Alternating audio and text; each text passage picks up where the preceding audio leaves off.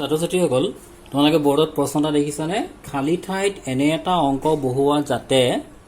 11ৰে বিভাজ্য হয় ঠিক আছে এই যে খালী ঠাইটো দেখিছা এই প্ৰশ্নটোৰ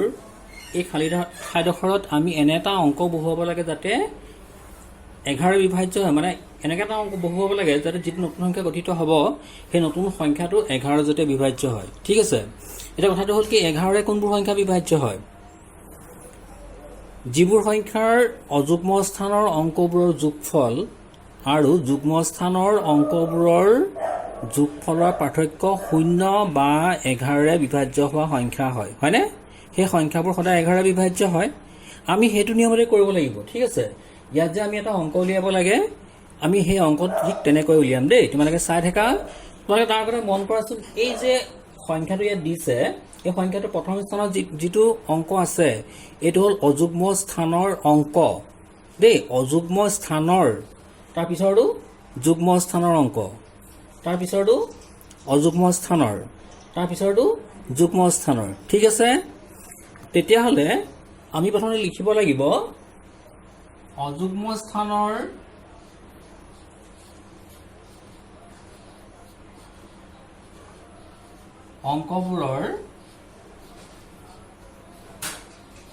অংকবোৰৰ যোগফল বুলি নিলিখো দেই অযুগ্ম স্থানৰ অংক বুলি লিখিম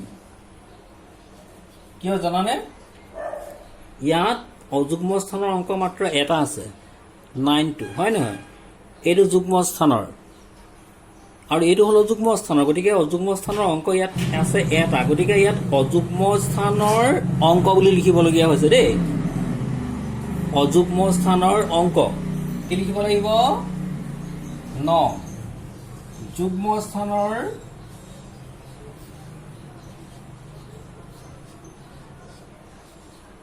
অংকবোৰৰ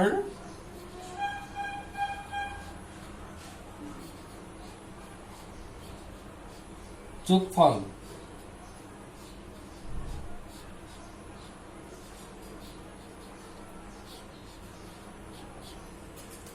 टू प्लस 1 इक्वल की पालो 3 চোৱা যুগ্ম স্থানৰ অংকবোৰৰ যোগফল বুলি লিখিছো কি কাৰণে ইয়াত যুগ্ম স্থানৰ অংক দুটা আছে 2 আৰু 1 আৰু যোগ কৰি আমি কি পালো 3 ঠিক আছে অযুগ্ম স্থানৰ অংক 9 আৰু যুগ্ম স্থানৰ অংকবোৰৰ যোগফল পালো 3 এতিয়া আমি কি উলিয়াব লাগিব পাৰ্থক্য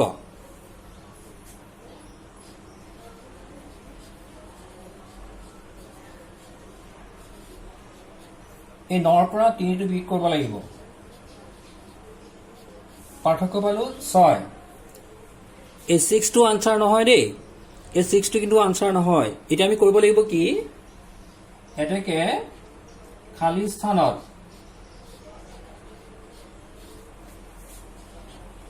স্থানত বহুৱাবলগীয়া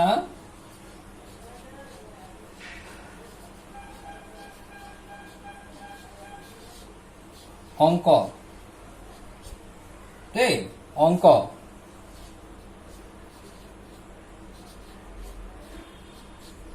উলিয়াবলৈ হলে 11ৰ পৰা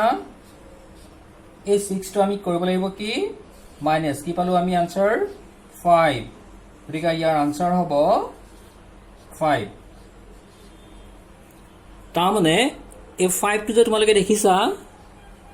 এই 5 টো যদি এই খালী স্থানত বহাই দিয়া হয় তেনেহলে যেটো নতুন সংখ্যা গঠিত হ'ব হেতু কি হ'ব 9251 তেতিয়া সেই সংখ্যাটো 11ৰে বিভাজ্য হ'ব আৰু বিভাজ্য হ'বনে নহ'ব মই তোমালোকক হৰণ কৰি দেখুৱাইছো চাবা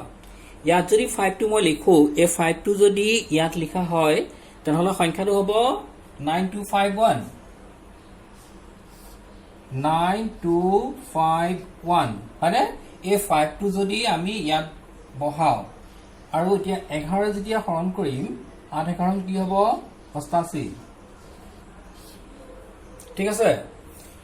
12ৰ 8 গল কি হ'ব 4 5 নামিলে 4 11 কি হ'ব 44 5ৰ 4 গল 1 ভাজ্যৰ পৰা 1 নামি আহিলে এবাৰ গল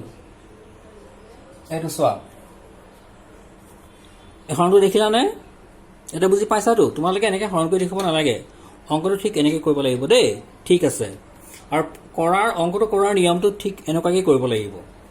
পুনৰ এটা মন কৰা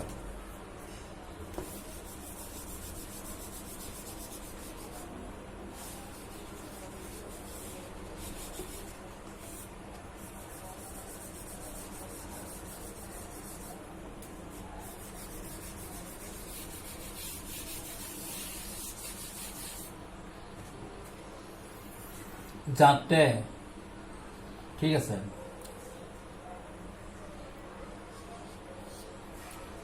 প্ৰশ্নটো মন কৰিবা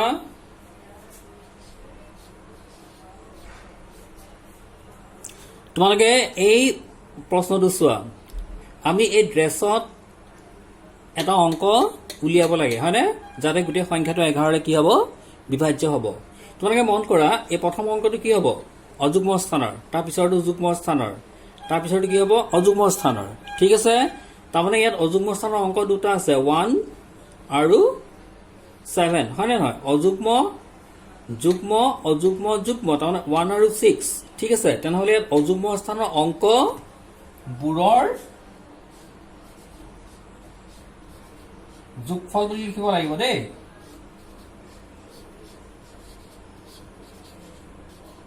যোগফল মন কৰি থাকিবা অযুগ্ম স্থানৰ অংকবোৰৰ যোগফল 1 আৰু কি আছে 6 1 + 6 কিমান হ'ব 7 আৰু যুগ্ম স্থানৰ মন কৰিবা ইয়াত ড্ৰেছ আছে আৰু ইয়াত 7 আছে তাৰমানে যুগ্ম স্থানৰ অংক আছে মাত্ৰ 7 তেতিয়াহ'লে ইয়াত লিখিব লাগিব যুগ্ম স্থানৰ অংক কি আছে 7 ঠিক আছে এতিয়া আমি উলিয়াম পাৰ্থক্য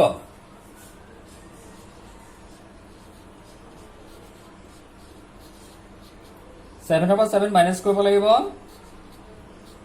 পাৰ্থক্য কি পালো 0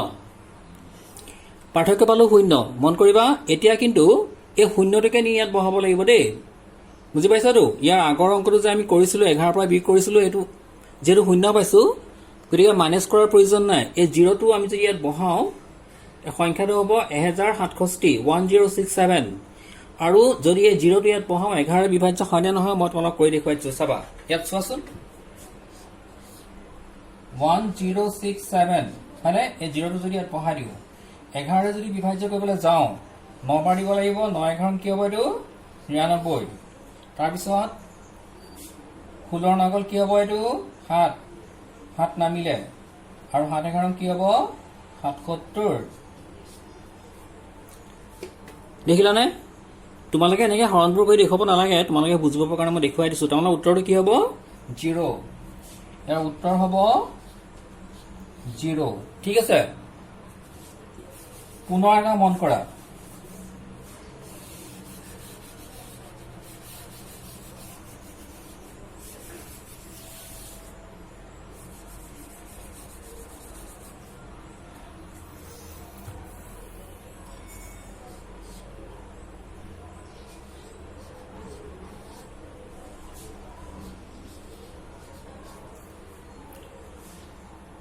এই ড্ৰেছৰ ওপৰত আমি এটা অংক উলিয়াব লাগে নহয় জানো ঠিক আছে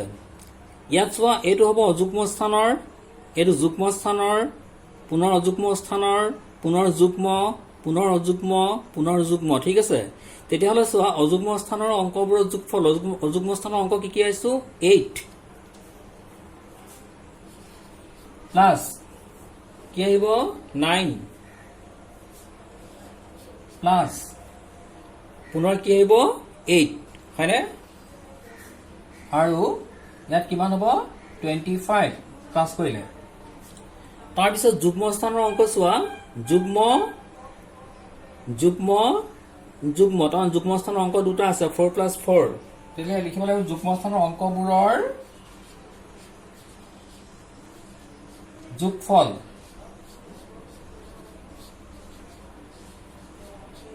फोर प्लस 4 8 ঠিক আছে এতিয়া উলিয়াম পাৰ্থক্য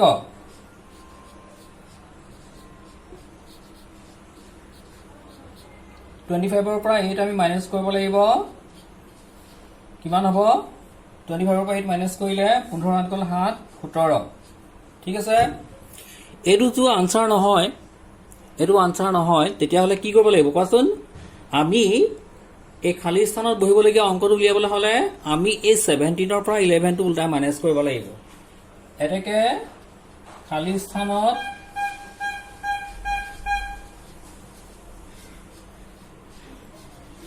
বহুৱাবলগীয়া